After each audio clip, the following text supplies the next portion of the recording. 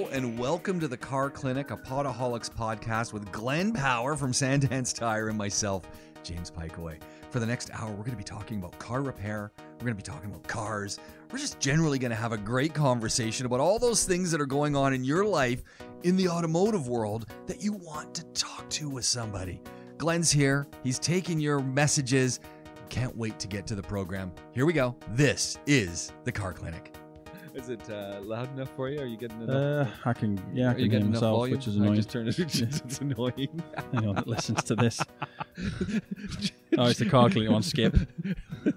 Actually, I got to say, by the way, Glenn Power joining us from Sand Dance Tyre, and it's not just about tires, this show. It's about everything to do automotive. Everything. What's hot, what's not, etc. Yeah. And we're at the Rove Hotel downtown, literally in the lobby. Right in the lobby. This is kind of the coolest location we've had yet at Rove, and I think this is the one I love. Yeah, there's a lot of people around. There is a lot of people, and everyone's busy. And I'm looking around, and I actually said it. So if you're at the Rove Hotel, there's a Fridays, and there is a Starbucks and a Zoom, and these comfy couches, lightning speed Wi-Fi. And I said, well, we can just set up over on this table. And the guy said, oh, too many people working over there. And I said, okay, so they're doing real work. So I kind of looked at him and said, I thought, okay, I'll let it go. Justice for the podcasters. But it's hilarious because we're sitting here on the comfy sofas. People are walking by looking, and they're just going, yeah, it's normal. Yeah. People podcast. It's like, the people are talking into mics. They got headphones on, and it's normal. Yeah, I think it's the best space thing. I agree. I think it is. Yeah, it's cool. And I like the idea that if folks are just wandering around, they could just pull up a chair and join in. It hasn't happened yet, but this chair is comfortable. So if I'm flagging, I might go and ask this guy over here to come and take over. It's another cool thing. I got and this is the tech portion of the show. Yeah. Andrew Thomas, 2 weeks in a row, he's tapped out on the show. He's a busy man. He's a busy man at the tennis. Okay. No, that's where he is. Fair enough. 2 weeks in a row. Oh, dude, can't come. Got tennis. And I'm thinking, what? Is it? It's the first day of the men's today, is it? Yeah. Maybe he's in the first day of men's? Maybe he's in the first round. I don't know. I don't know. Maybe he's playing. Could be. No, Federer played yesterday. Okay. Because Colin and Dan are also at the tennis as of noon. They head out there, and they missed Federer yesterday because they had to leave. Oh, okay. So he was on at 7 o'clock at night, and they'd been there all afternoon, pretty much keeping MMI open, and so you know. It was, I'm sure there's some interesting work-related comments get made. Total. Oh, yeah. It's work planning meetings. They take the management team. It's gonna be great. Fly on the wall in the meeting in the morning will be good. But here's something cool, because you put me onto this, and not only can you get this. I mean, Anchor FM is our core distribution method, and then we're on Spotify and iTunes and Google. And the key thing is it's all free. It is 100% free. It costs you nothing. Yeah. But this great conversation that's child friendly, based out of the Emirates, with folks in the Emirates. So there's a heavy linkage to being an expat, but you could be listening anywhere in the world and go, you know what, I'm getting some information out of this. Yeah, we try not to be too specific, right? Yeah. But it gets even better because you put me on to YouTube. And I got to say, you know what, YouTube is a pain in the neck to upload stuff to it. I mean, not that it's a compared to other things. Right? Well, because it's video, and we're not shooting video. We're doing audio. So suddenly there's it requires another step. And I played around. I thought, okay, I could, and someone's listening right now, and they're going, use these guys iMovie.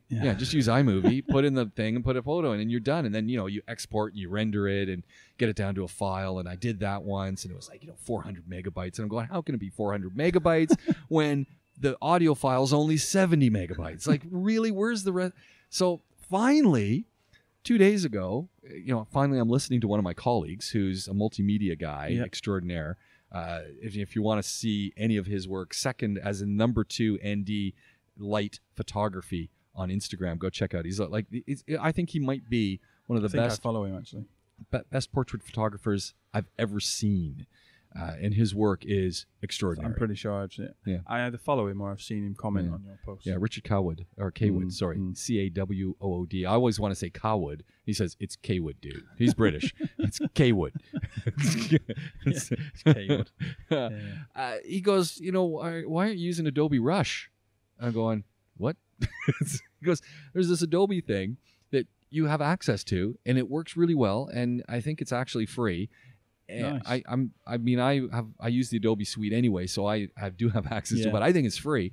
And what's beautiful about Adobe Rush is if you're making home videos or you're putting together small video packages and you're saying, oh, I'm not a video person. If you've got some content, even if you only have a little bit of content, you can get more content from them for free. They've got a stock library you can use.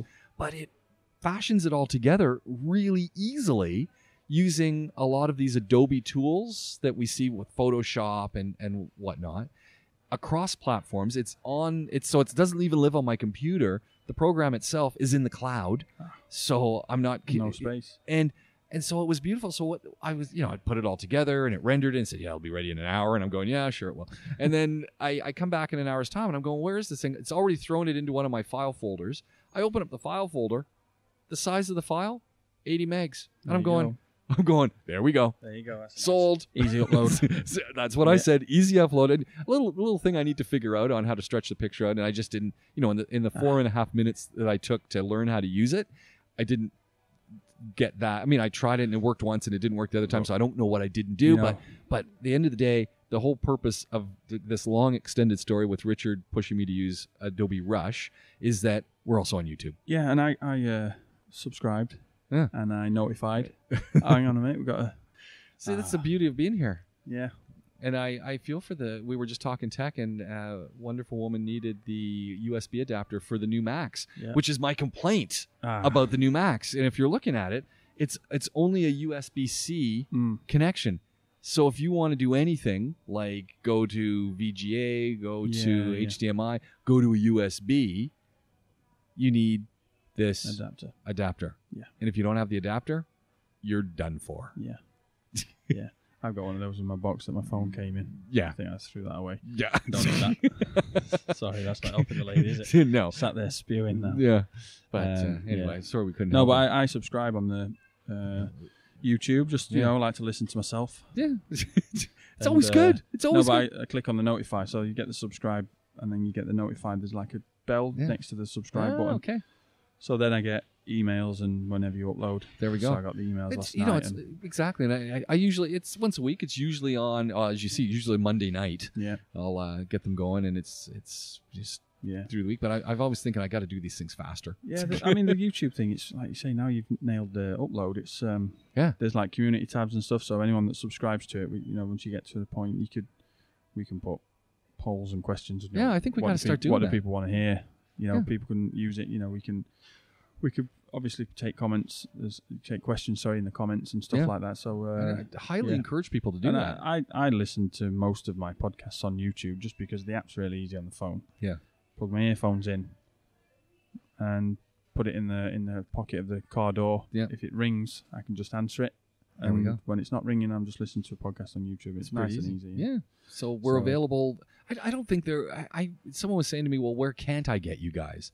And I said, well, how do you get people on anything? Yeah. I said, everything you want is either apt or, go to YouTube or go to iTunes or go to Google. And I said to someone even, if you're using any of the CarPlay services, both the Google one and the Apple one, we're on both of those. So you can voice search Podaholics and it'll come up. Yeah. And then, I think this is episode number 11. Yeah, we've done a few now. I think we're episode 11. Catching Andrew up. So I had a couple of weeks where I've not made it, haven't I? Yeah, so, I think we've surpassed Andrew. As of today. Yeah. So make it a good one. I'm really excited. It's just we're having a lot of fun. Well, I was looking at the notes you sent through to me yesterday, and it's funny because you are in the Google Doc, right? Yeah.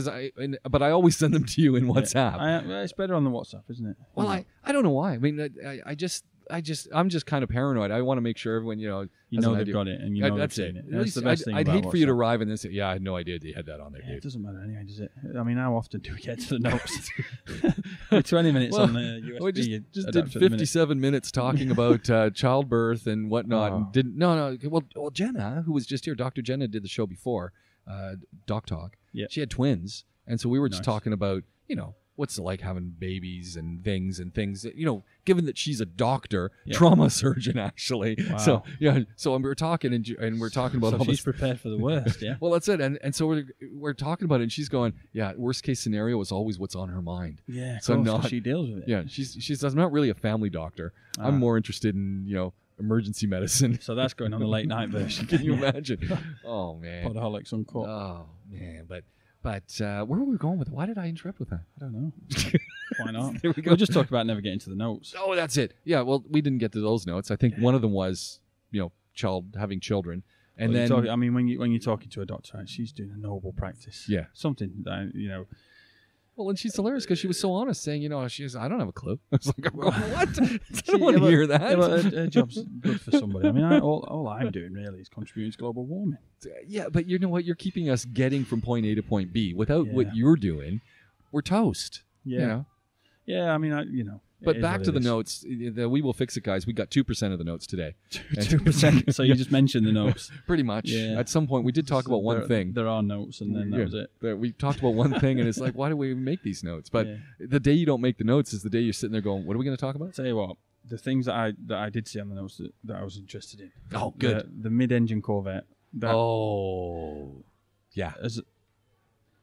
I'm not an American car guy. People know that. See, but I am. We've had a chat, and we chat about this, and I appreciate what the muscle car is, and I appreciate, I appreciate the Dodge Viper. Yeah. It's a mental car. It is a mental car. I don't want to own one, though. I think they're kind of ugly. You can't actually drive it, but I appreciate it, and I understand exactly why people You've want been that. in one, right? Yeah, and I it shakes, and it gives you fear. I get it, and like I said with the Mustang, I know full well that for the size of the engine they've always had in there, they've been so underpowered. They just don't get the potential out of the engine. But they were never set up suspension wise. They didn't have the and they've always had this American cars have had this straight line drag race. Yep, that's it. And that's all they've been worried about. NASCAR's about as twisted as it gets. But I appreciate it and understand it. Now the Corvette mid-engine. Now by all accounts, the latest generation. And it's not out yet. So what I was sending you was the spy shots. The spy shots that some guy was behind it. How close was he? Yeah. He was right behind it. He's like, how did he find that thing? Well, he knows the area where they're clearly if you're a car spy, you know where they're testing him. You know the area, so you just hang out at the area. And this guy got lucky. Fair play to him. And like the latest generation of the Corvette, I've seen reviews and read reviews. And no friends, obviously, with Al Gandhi, the General Motors agent here, and. It's an incredible car. It handles and it goes around a track and it's got tech on it. And so I don't really get the mid-engine thing. You're kind of losing the whole Corvette now. I wondered where they were going. And I wanted to talk to you about that for a couple of reasons. One, I mean, do you remember the Toyota had what was that? What was the car that was the little mid-engine thing? That they had one at one point, the M something. MR2. Yeah, that they didn't have in France. Couldn't have it in French because MR2 in French is MR2. Yeah, they can't say I can't say that. So that was kind of a cool little thing. And then there have been there were Pontiac had a mid-engine thing for a while. But I don't know why anyone wants a mid-engine thing. Well, the thing is, right, with a mid-engine, so you've got front engine, rear engine, mid-engine. And the differentiation is just basically where it is in relation to the axle, basically front, rear, or then it's in the middle if it's in the middle. Changes the whole weighting of your car, but it's the distribution of the weight. Yeah. So this car, if the latest one, where are we at now with the Corvette? What model? What iteration is it? C7 is it this one? Yeah, I think so. So this one, the 7th gen, right? C7 is by all accounts, from what I can see, an absolute track monster, right? It can handle, can go around bends, can stop. Yeah, we're at C7, so this will be the C8. So if the front engine with a massive weighty engine and a huge long front can do it, this mid-engine one's going to be mental. Yeah. Like it's going to be, it's going to be a Nürburgring. They're going to put it around the Nürburgring and they're going to really go. And the problem is now they're putting themselves right in competition with the Porsche. Yeah. Oh, that's right. Yeah, for sure. Because it's a totally different animal, a front-engine car. I mean, the Corvette with its long bonnet. That's what I loved about the Corvette, exactly. Though. I don't say I would ever want one. Oh, I do. I appreciate it. I want one. I appreciate it, and I understand. Although I want an older one. I want a C4. Yeah, I kind of like the C4. Yeah. Not that. And anyone said, well, the C7 that's the newest iteration, is spectacular. As you said, technology, drive.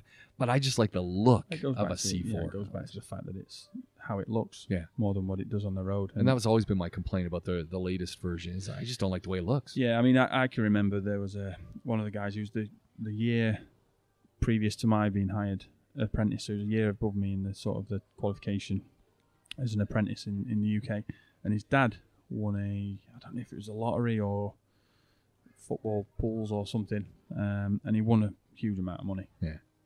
And one of the sort of close by cities to where we are, Sheffield, there's like a road. Yeah, sure. Yeah, there's a road there with like a few sort of we would call fancy coffee shops and restaurants, you know, and people would just go there to be seen. They're there, and there's a place called Nonna's, and people that they'd just go and sit in Nonna's and eat like a sandwich for like £15 just because they're in Nonna's, and it's like that kind of place. You know what I mean? Yeah, I know exactly.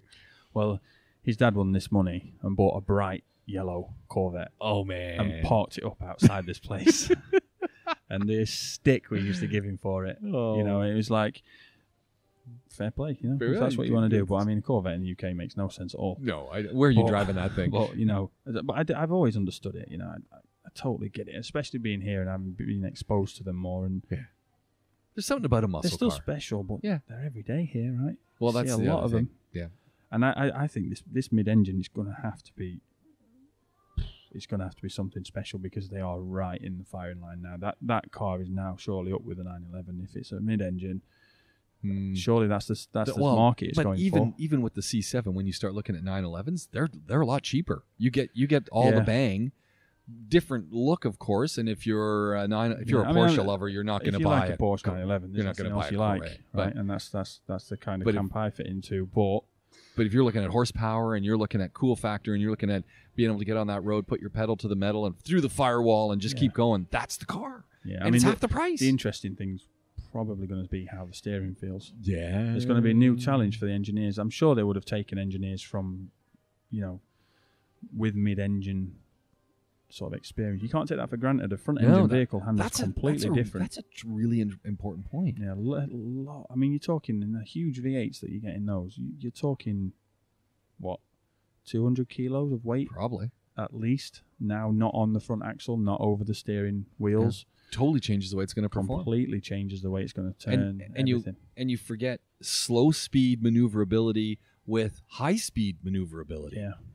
Like that, again, changes everything. Yeah, I didn't even think about that. Where do you find those engineers? Yeah, I mean, those spy shots, the one that was the one that really not disappointed me, because I wouldn't say I'm a fan, but the one that made me think, is the side profile. Yeah. Because from the back, it's a Corvette. It's a Corvette. It's got the wing on it. It's got the lights and everything else. But from the side, it's like, there's the back, there's the cockpit. Where's the bonnet? Yeah. Where's the bonnet gone? Yeah. You know, and it's like, oh man, you know, and I just think as I say, I'm not a fan, so I wouldn't want to say I'm a purist, but I think I don't know. It's obviously they've obviously shifted. They've obviously they've maybe fallen into the let's see what we can do and change it up and make it more modern and see how fast we can get this to go. And well, I thought it looked more like a Lamborghini.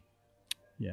I mean, that's actually better. That's a much better. Same family, but it's a much better example than a Porsche. That is directly in line competition with a Lambo now. I mean, it looks like from when I saw that when I was looking at that same image that you were talking about. You're right. I'm going.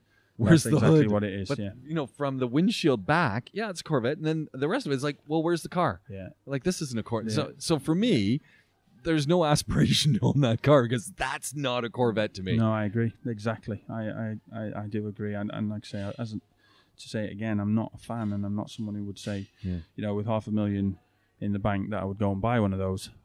That is probably somewhere near the bottom of the list. But at the same time, you've got to respect the heritage, right? Yeah. Because especially now, these cars are dying away, right? Yeah, that's the thing. These cars are going. They're not going to, you know, something else in the notes with the V12 out of Mercedes. They're stopping it. I mean, and the reason is nobody wants it anymore. Yeah, so you really, I mean, I think they should be protecting the heritage because this could be a one and only, right? And that's not a very good swan song, I don't think. But then again, it's probably going to be an absolute beast on a racetrack, and maybe the head of the engineering team now is... Well, it'll be interesting to see how that all goes. You know, the moment they put it around the Nürburgring, and give you a Nürburgring time, then you really know what they've aimed at, and they're really going after the European stuff. Then if they do that. What do you think of repairing an engine though? That's mid-engine creates a whole bunch of issues, doesn't it? Totally different. You normally get decent service access from the rear bulkhead.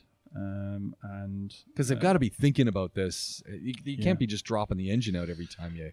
No, but at the same time, there's that is not an everyday car. So anyone that's going to buy that car, it's like some of the old Porsches that we used to get in, and then a full service we'd have it in for 3-4 days because it's doing valve clearances. That's a long time. Well, the customer's bought a Porsche. The chances are he's got a second car.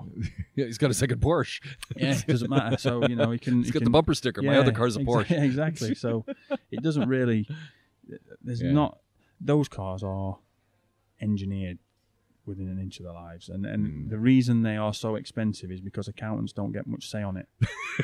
There we go. The day-to-day. You heard that from Glenn. Oh yeah, but the day-to-day, there's a reason that they're not economical cars. Exactly. The tires aren't economical. No, and engineers design all the cars we drive around in. But when an engineer comes to the table with his latest design for the Golf, and he says, right, here's my AC system, and I'm going to put the pollen filter here, and it's blah, blah, blah. Oh, well, how are you going to house that? This. Oh, no, that's going to cost too much. Put it there. Yeah. Oh, that's a really hard place to get to check. Don't worry about it. Don't worry about it. It's going to save us, 10 euros per vehicle, and we're going to sell 6 million of these, so that's 60 million euros we've saved. Yep. And then when you look at it like that, you understand it. Yeah. But on these cars, they don't care. And it's like, Bugatti and stuff. The famous, they sell their cars at a loss. Yeah. But how can they do that? It's just the way it is, engineers. It's a Bugatti. And that's why they are so good. And that's why there's absolutely no doubt that this car is going to be a great car. This mid-engine vet is going to be a great car. But the problem is, I think it's probably going to bring them a whole new fan base. You'd have to be a real serious Corvette collector to just buy it. Yeah, I think it's shifting. Maybe they're trying to hit the European market a little bit more. I don't know. Maybe, younger people. Maybe. There's a lot more younger people now that might want to, but then again, that kind of, people my age that have got money to afford those kind of cars are all buying Teslas. Yeah. So. Yeah, we'll see. Very interesting. I thought the S65, the fact that that's the monster Mercedes. Pretty much looks like a Maybach. That's the one that when it comes past on the road, you put the window down to hear it. Yeah, but they're wrapping it up. They're done. Yeah, pretty much. Yeah, it's like it hasn't changed for how many years? 20 years? 18 years. The M279 engine, which is the V12. Any engine these days with a single cam. 621 horsepower. It must be one of the only single cam engines around. Well, that's the whole side. Single overhead cam, 3 valves per cylinder. Get up and go, baby. That's it. Yeah. I mean, you're talking 18-year-old engine. Industrial. It's 18 years old. Beast. And that's it. They're wrapping it up. There's no need for it anymore. Yeah. They can get the same power they know out of the V8. Yeah. And then AMG get their hands on it, they can get even more. So they don't need it. And then, but it's just it's tried and true, and it works. Yeah, it works. But there's depleting the resources on the planet. I think when you buy that, you got to buy your carbon offset points with it. Yeah, I once had a G-Wagon G65 with that in it, and really, the guy brought it into me, and he said to me, "Just do a service." Okay, no problem. British guy, and he owned a drilling company that drilled for oil rigs and stuff. Yeah. So he brought it in to do a service, and I was like, I've just driven the car after the service. Service was fine, but one of the turbos isn't working. This thing's twin turbo, right? Okay, of course. So you're already kicking at 621 horsepower. Now add another 100. So it's a G65. I cannot wait to road test this thing. And I'm getting it, and I'm like, one of your turbos is not working. He's like, what? I was like, it's not working. And we fixed it. I mean, it was like, wow, 12,000 dirhams for the turbo and then labour and everything else. Best part of 20,000 he spent on it. And honestly, he got in the car and he was like, I always wondered why people went mad over these. He said, now I get it. He'd owned this for like 2 years with no turbo working on one side. And then I fixed it, and it was an absolute it was black and white, right? Yeah. Totally different. It was ridiculous. And he could not believe it. And he wasn't to the point where he was like, I'm thanks for fixing it, but I can't drive it. I don't know how to drive it. It's too powerful. You've made it into a death trap for me, it's like I'm constantly flat out in it now because it's just so exciting to do that. But So yeah, I mean, those engines are. But it's the sound of that. Going back to the M279 engine in these giant Mercedes. As you said, you see one coming, put down the window, especially if they're going to give it some gas, because it is a tractor. Yeah. And there's something about that tractor sound coming out of. They're absolutely serious. I mean, there's not many engines been around for that long. No, that's the other side. I mean, it's not. That haven't been improved, yeah, and that really hasn't. They really nailed it all those years. That's got to be the engineers who brought that online. There's got to be a tear in the corner of their eyes that they're taking it away. Yeah, there'll be. I mean, look, this is the time that you start getting special AMG editions. Yeah, you'll start getting. There'll be other tuning companies that'll do their own special editions, and people really, and there'll be people working towards 1,000 horsepower out of that engine. You know that, right? Yeah. And so this is the time you're going to get the Swan songs. I mean, I'd love to see the last off the line. Oh, it's going to be a great. I don't know what version they'll put out, but it's going to be surely it'll be in the S class. Yeah. That baby, by the way, is not listening to our show saying I can't take care of these guys anymore. That's yeah. Just in case you're wondering, that is not the Rove studio audience commenting on the quality of our conversation. No. I thought it was a lady looking for an adapter. Laptop's gone dead and she's not managed to back it up in time. I thought it was kind of interesting. But you see us talking in the microphones, right? Yeah, we are talking to the microphones, yeah. Anyway. That's, we're a community. Yeah. Unfortunately, I don't have that adapter for it, but I'll keep one with me all times. Do you think when I just want to go back to this Mercedes, and you were talking the last one coming off the line, they must do a nice closeout party for these things. Yeah. Everyone, I'm sure you've seen the pictures when they did the Defender one. Yeah. When the last Defender came off the line. That's a really big thing. Thank goodness that happened. What? You're like, really? I kind of like. I don't want to own one, but I like the look of it. No, what I mean by that is what a great car, and if you put a car up with heritage, that's what we're with the Beetle. Well, I think they're going to make it because everyone's talking about the new Defender that's coming. They're rebadging it. Well, that's why it was due. And it's just like because if they kept on as they are with that car, they're going to stop making cars. So they're already struggling, Jaguar Land Rover. They really needed, and that was such a staple of them, especially over here. You see so many of them, and in the UK as well. Oh, the number of people who scooped them up right in the end. Oh yeah, I've got a couple on my street, and I always think, those are new. Yeah, because they get the green with the cream roof. Yeah, the Heritage Edition. Yeah, they, for Heritage, like I say, they're up there with the Beetle and the Types. But I don't know, bringing out a new Defender with a new look, and but they need to go retire the name. Come on, they need to go. Well, that would have been the other option, retire the name. Yeah, but I think, like Corolla have with the Corolla, look at the new one to the first one. The Beetle, that's gone. Totally, they said now there's no more new Beetle. Yeah, they missed that one. I think that's an iconic vehicle. They couldn't do it. They tried, and kudos because they did come out with some nice vehicles, and then they tried with that little more squat racing version that was really nice. I like the new one. I do like. I didn't like the interior, and I thought, you know what I didn't like it was the simple bit where they went with that colored plastic inside on the doors and that, and I just thought, you know what, make it metal, go old school with that. It's going to give you more weight, but give me the painted metal, and I could make this work. But with the plastic, I just felt it was Disney. I don't know what the specs were like over here. I remember back in the UK before I left when the Beetle came, because I remember the launch of the Beetle. They launched the Cayman in Spain at the same time, and it was like bulrushes and everything just blowing through. At the Cayman launch, everything was all over the Beetle because it was a new Beetle, and it's like everyone loves the Beetle, and the Cayman wouldn't be there without the Beetle, because none of the Porsche, everything it's all come from the Beetle, right? So everyone's all over the Beetle, but the Volkswagen said there's no more Beetle. We'll see. You never know. we'll see. But for me, based on if you put I've got a great picture from the sales manager from Al Nabuda. Chris, he put a picture of an XL1 next to an old Beetle. What a picture! Because the theory behind the XL1, although you've got to ship your own diesel in for that, to make sure it gets the 300 miles to a gallon out of it. But ship your own diesel in. Yeah, you got to ship your own diesel. Make an order. Use a local diesel for it. But, what if you can get the RTA to give you a little drink out of theirs for their buses, because they got some pretty good diesel coming over there. They ship their own diesel in for those. This comes from directly from Volkswagen. This stuff. So that's nice. But the theory behind that. Send me a couple drums every month. Yeah, exactly. Yeah, but the theory behind the Beetle was always to be an economical car. Yeah. You know, it was always there to be an economical car. Now, what we know now is completely different to what we knew in the 50s. Yeah. And cars are worlds apart. But the thing is, I think the Beetle's a perfect vehicle to be electric. Oh, and I think I never even went to, my mind didn't even click onto that idea. It's the perfect vehicle to be an electric vehicle. I mean, like I say, we were talking about the Defender. I think they had to modernise it. You think making it electric would have been the way to go? I think maybe they'll go electric.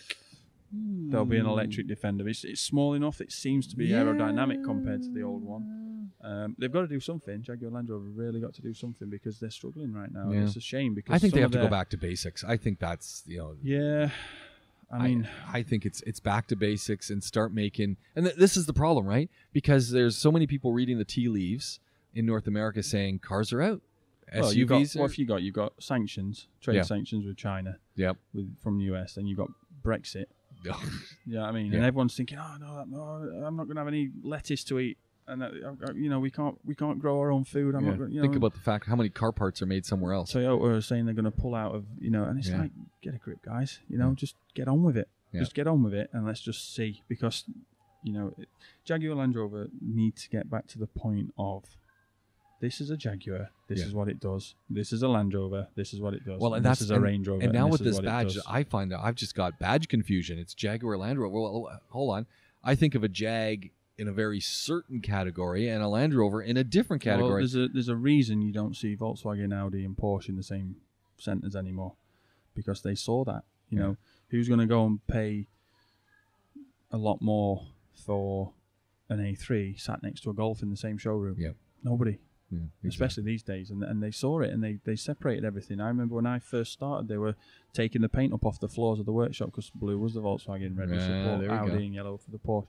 They were taking it up, and Porsche moved out, and Audi moved out, and you need to be separate. You need to say, right, this is a Jaguar. What do you want a Jaguar to be? Because I tell you now, you get in an F-Type Jaguar, and it's like being in a toy car. I know they're nice, and I know there's lots of all the Jaguar lovers out there are going to say, "Oh, F-Type is beautiful." It doesn't do it for me. The outside, looking at the F-Type from the outside as a freakishly tall guy, I can look at it and say, "Well, I ain't going to get in that." Yeah. And then getting in it is an issue for me. That's it's not Jaguar's fault that I'm so tall, but it's an issue. But it's plastic inside. Yeah, it doesn't look like that on the outside. It's fine. I mean, it does that horrific thing where you turn the AC on and the vents appear out of the dash, but it's motorized and they're a bit wonky, and then it's like you knock on it and it's all plasticky, and it's like, come on, guys, this could have been really that could have been. I mean, because that engine, the 5-litre V8 and the supercharged one, it's got beautiful engines, ridiculous power, but what are they? Start playing with the composites, start playing with your aluminums, start playing. There's all sorts of things you can play with. We just need to get. They just need to, like you said, back to basics. This is a Jaguar. This is what we're going to do. We're going to have a nice luxury saloon. So the XJL, what a great car that is inside. Nice tech. Looks good on the outside. Perfect car to be driven around in. But the engine tech on it's all old. And then you get out of that and say, well, hang on. There's an XF. And then there's an XK. And then there's the F-Type. And now there's, some of the I-Pace stuff. And that looks really cool. But there's just no clip. There's too much going on. They've got too many models going on. Jaguar. How many models of Aston Martin are there? There you go. You see, that's a great example. And they've been around doing the thing, and I think Jaguar were like that. And then they tried to go mass market for what? I don't understand it. Let them be. It's almost the Ford period where they tied up with Ford. That was the start of the end. I don't mean it as a bad way, but you're not. Well, Ford designed the production line, right? Yeah. So start thinking about that aspiration. Start thinking about your consumer, and stop thinking I want to. I understand a piece of it. They want to sell more cars. Yeah, there's nothing wrong with that. But making that car that is going to make your car ordinary, it's not like your Jaguar Land Rovers aren't, Focuses. No. But it's almost like that's the mentality. We need to sell as many of these as we can. I don't think a Jaguar should be seen as a mass market vehicle. I think the Land Rover.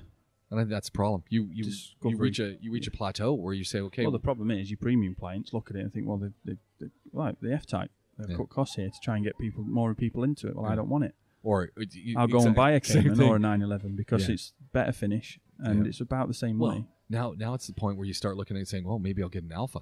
Well, yeah, exactly. Or maybe I'll just go with a Maserati. because you know what? Even though Maserati's got its things, those are pretty nice looking cars. And how many Maseratis are there? Yeah, How many models? Yeah, exactly. It's like, this is the difference. I do think they went to try and mass market, and I understand it. It just hasn't worked. Nothing wrong with trying something that doesn't work, but because they make so many good cars, it'd be such a shame. Yeah. And Jaguar, Land Rover as a combined, and I've got no bias being British. I'm the first to say, when it comes to a car, I prefer a German one. But at the end of the day, they really need to put their heads together and figure it out. What a pedigree, though. Yeah, exactly. Yeah. There's got to be the design knowledge there. Yeah. So, it's just a shame. And look what they did with the Evoque. I mean, they clearly. I mean, if you like that, I mean, I'm not a big fan, but although I like the Evoque convertible. Okay. But I find it really works in a convertible. I am not such, and the 4-door for sure. But you know, I mean, it's one of those with. But again, why are there so many Range Rovers? Yeah. Why? Why? I mean, 2005 when they came with the Range Rover Sport, was it? Yeah, something like that. The first time they did like a sport version, and I remember the whole Top Gear in the UK was like, this Range Rover Sport, huge family car, accelerates as quick as a Golf GTI to 60. Well, great. The Golf GTI's got a 2-litre engine in it, and it's got a 4.2 supercharged engine in it, and I can sit comfortably in the GTI. I can't sit in the Range Rover Sport. The roof's too low. Yeah. And it was like, don't get me wrong, they sold a lot of those. But I just feel like there should be a Range Rover, a Discovery, a Defender for the off-road agricultural use. Yeah. And then deal with the rest. All right, the Evoque. And I think you said this before when I complained about the RAV4. The reason they do that and make them all sort of, it's like an entry level for the younger people so that they hopefully grow up with the brand. But I don't think they should be going for that. Yeah. They should be premium. Yeah, figure out where you want to go. Yeah, I think they should be premium, and it's a shame if they went out of business because of these decisions. I think put 20,000 onto the asking price of any Jaguar and just make it worth it. Yeah. Well, and I think that always becomes one of the issues with the Jag is you're looking at the Jag and you're going, oh, it's a great car and this. And then you buy one new and someone says, I remember when. Yeah, when that used to be really wood. Yeah. And that was really leather and the steering wheel was hand-stitched. I remember when. And now it's not the same car. Yeah. No, I agree. But, there's...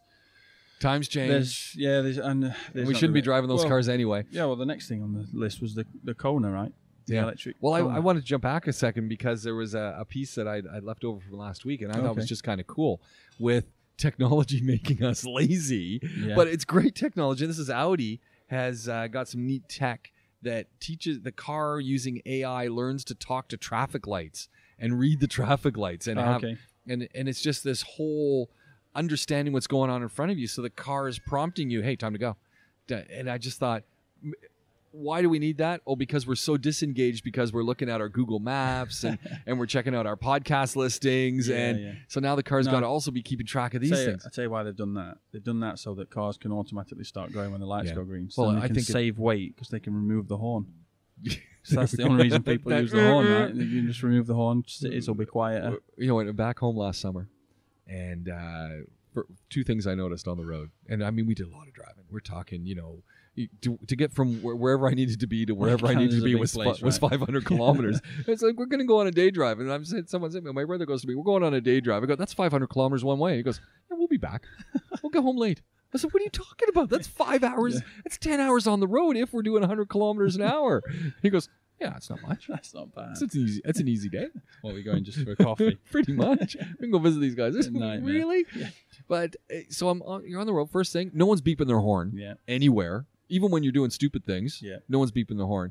And secondly, no one's flashing their lights for you to get it. And they'll be right behind you. They're not on your bumper. Yeah. They're behind you, but they're 3 car lengths behind you. And as they're getting close and you're not getting out of the way, they just slow down a little bit. And you do get out of the way because but they're not flashing you to say, get out of my way. Yeah.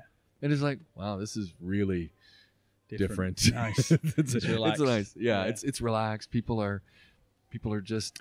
Yeah, you got to be careful. I'm always a bit conscious of the fact that if I get a bit too keen with the horn, beeping at folks while I'm back home, you got to be careful. I'm going to get pulled out of the car. Yeah, so it's basically they'll pull it. But I think it's some of the subcontinent. The horn is very important. It's just like it's part of we go green.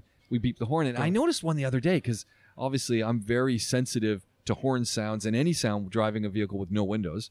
And I noticed the trucks on the highway, and I when they change lanes, they beep their horns. They will do sometimes, yeah, just in case they can't see you. And I have no idea why they ever did that.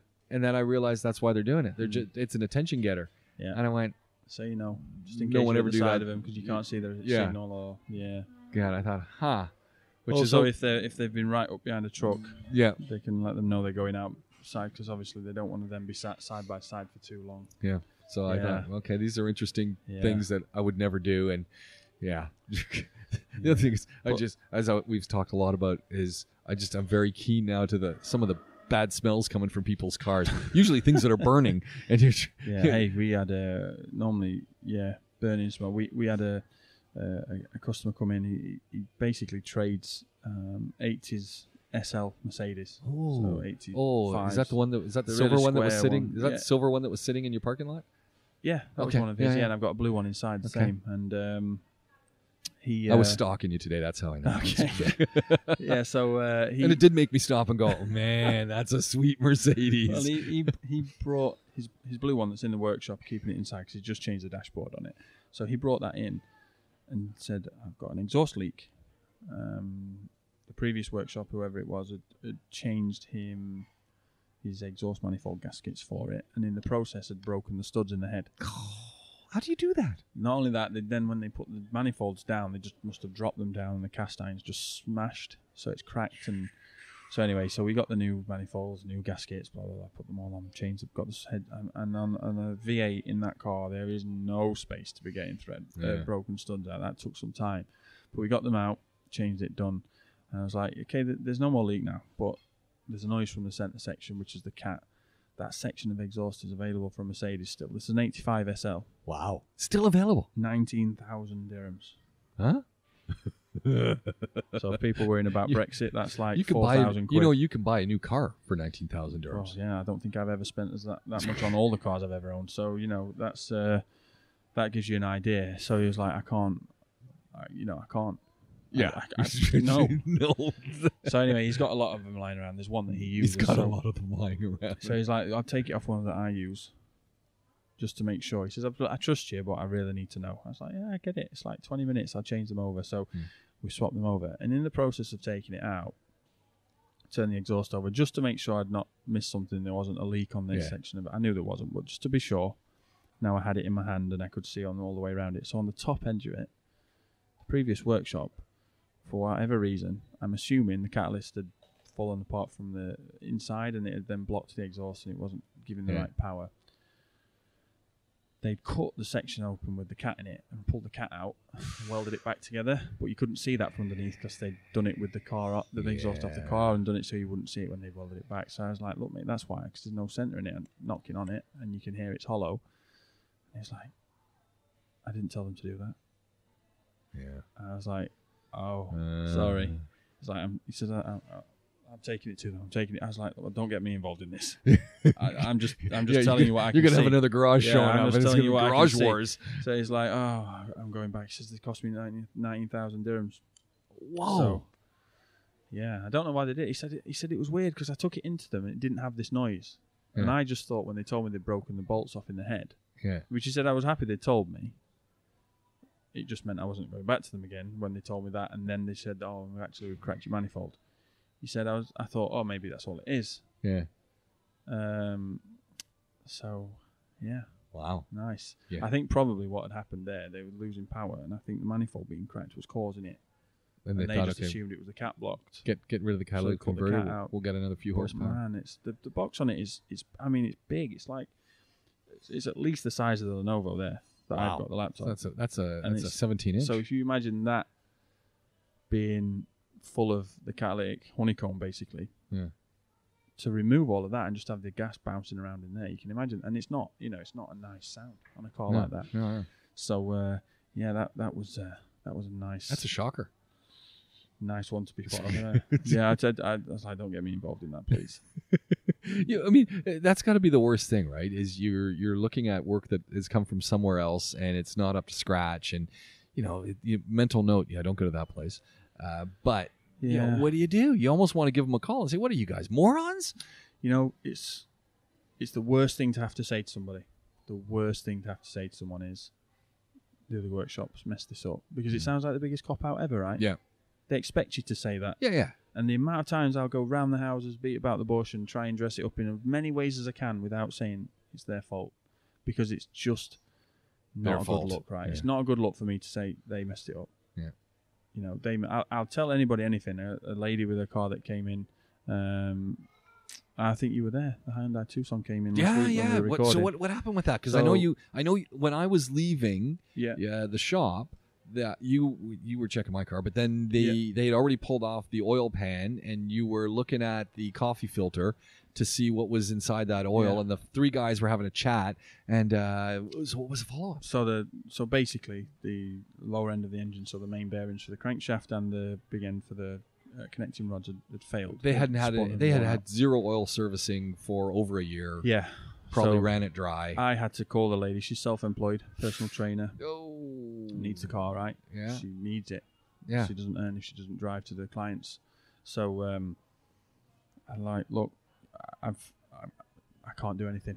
The wear on the crankshaft was too much, and I couldn't get an oversized bearing to compensate for it. So even machining the crankshaft and putting a bigger bearing, it would have been... The crankshaft would have effectively been too small, and it would have been loose. Wow. Got to replace. So she'd had a quote already. So we've gone down the route. She's found an engine and wants to put a second-hand engine. But anyway, and it was like, that was a horrible conversation to have to her, because she's self-employed, successful, she's doing well for herself, and she's probably a few years older than me. And then I've got to sit her down and say, you've caused this by not servicing the car. Yeah. Now that's a hard conversation to have, right? You've caused this because you haven't serviced it regularly enough, and she instantly clams up and goes red, and then she's like, "Yeah, I know, I'm sorry." I was like, "Don't apologise to me," but we need to make sure going forward. Now, someone had recommended her to us, and she'd never been to us before. But I was like, "Now we're going forward. You stick with it. I'll give you all the servicing information you need. I will come and pick the car up. I will service it and bring it back. Yeah. If you're going to be at a client's close by for an hour, chances are we've got a workshop somewhere that will be able to come and pick it up, service it, and bring it back. Yeah. That's all we need, an hour. That's all we need."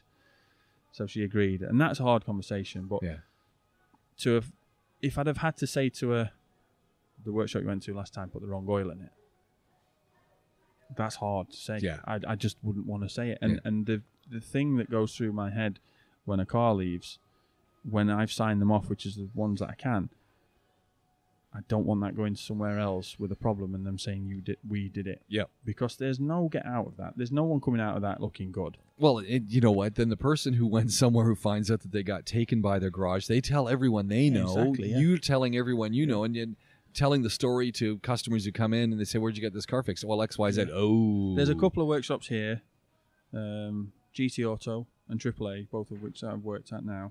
If I received a car that had come from them, and it was clearly something they'd done, I'd just call the guys at the workshop and say, "Look, guys, I've got this car here. Do you know the history? This is the issue. It's clearly an issue with the work. Yeah. What do you want me to do?" And I would, just out of courtesy. Yeah. Professional courtesy, you know, there's no bad feeling between me and any of those places, left for better challenges. That's all it is. That's life. But other than that, it's never good. It's never ever good. And there's so many workshops around. Because I was out your way today, and as I'm turning over by Marina, so you're over in Alcuz, I'm turning by the Marina furniture sales place, taking the right. There's 3 different car places right there. Yeah, yeah. And then you head her into another one. You go right. It's amazing. Alcuz is. I don't know how they make it. How do they all make money? I don't understand. I'm looking at this going, clearly it's something in my mind doesn't compute with the business models, because or there's just so many cars that need servicing. There's so many cars around, and the thing is, everybody some of has these places to drive are big here. though. So you would service a vehicle here twice as often as you would in a climate that we're used to in our home countries, North America or UK, even most of Europe. You would service a vehicle here twice as often as you would just for that, but you're doing probably double the mileage, right? Yeah. Because you drive everywhere.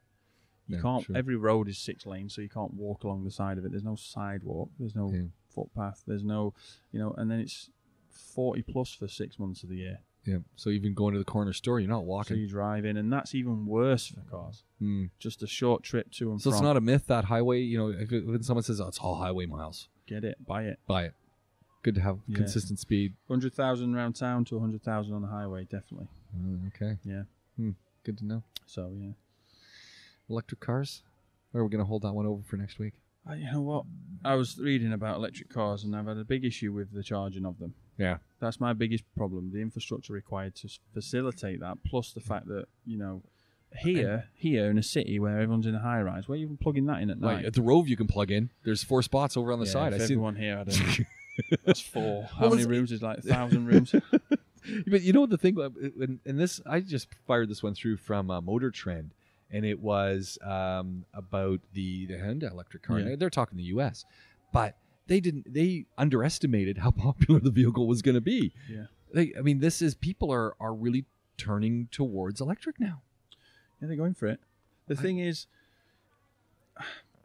I'd love to have my own home charging station. Something. yeah, but you see, if you live in a tower block, you can't. You're done for. I mean, if you live on like the 50th floor, how long's the extension cord? You're just going to go down 3 floors and say, "Oh, can you plug this in out the balcony for me?" And how many of these apartment blocks are? And I wonder about this. Are building in the infrastructure so that if I want to get a supercharger put in, do they have the electrical capacity to actually? Well, they're not. No, they're not. And you're done for. The cabling and the wiring and the size of these cables. But what I was reading the other day was flow batteries. So flow batteries they use on big sort of commercial industrial installations. So a battery basically works.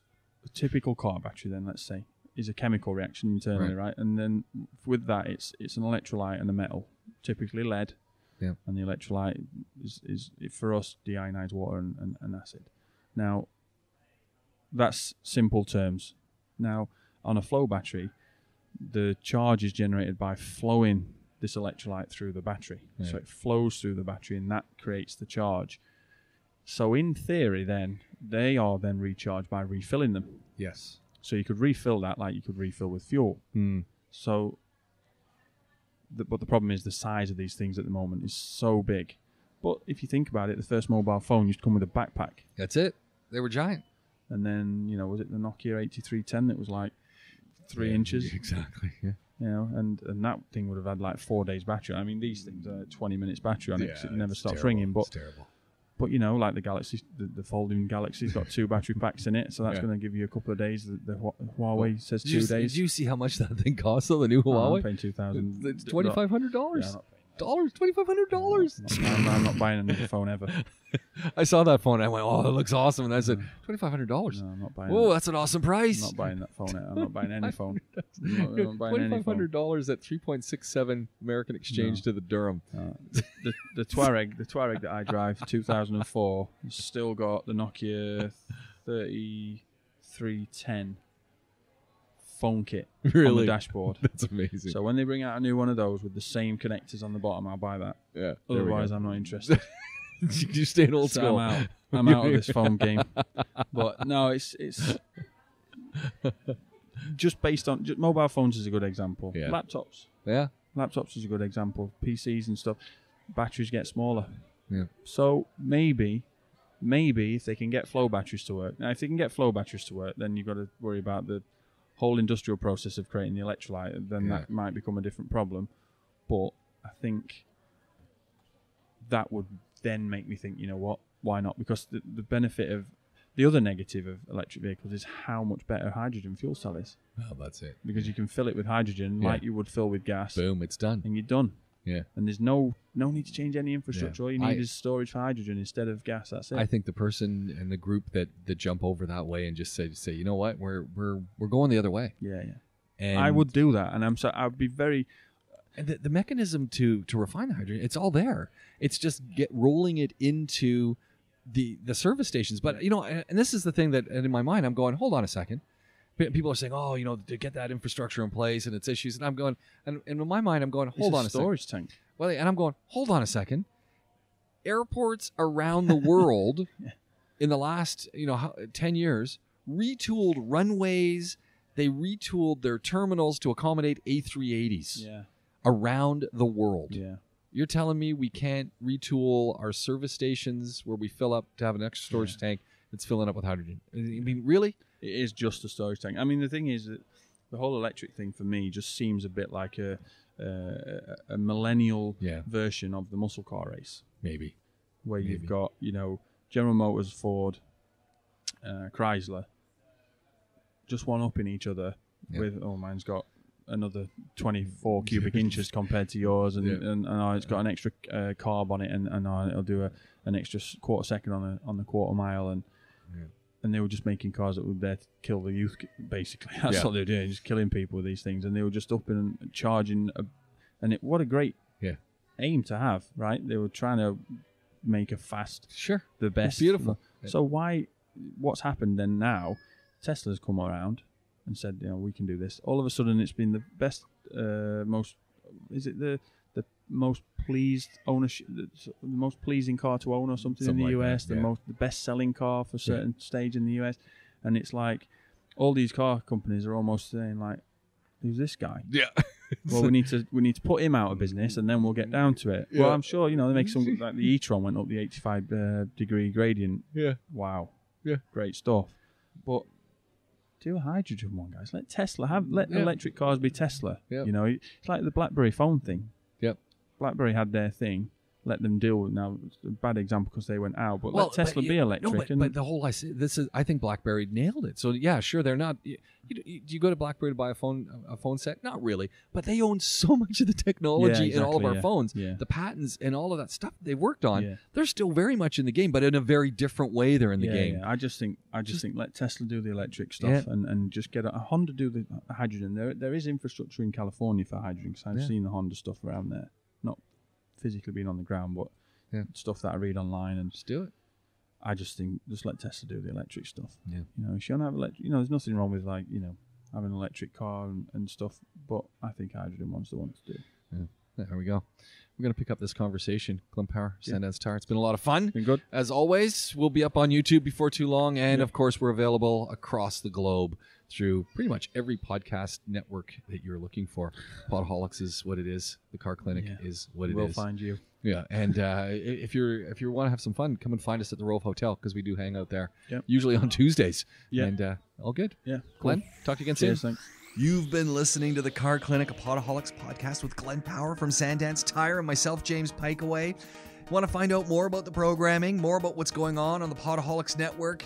Search us out on the socials, Podaholics with a K. Want to drop us an email, question, query, comment, or more? podaholicswithak@gmail.com. Thank you very much for listening. Share the link, and we'll talk to you again really soon.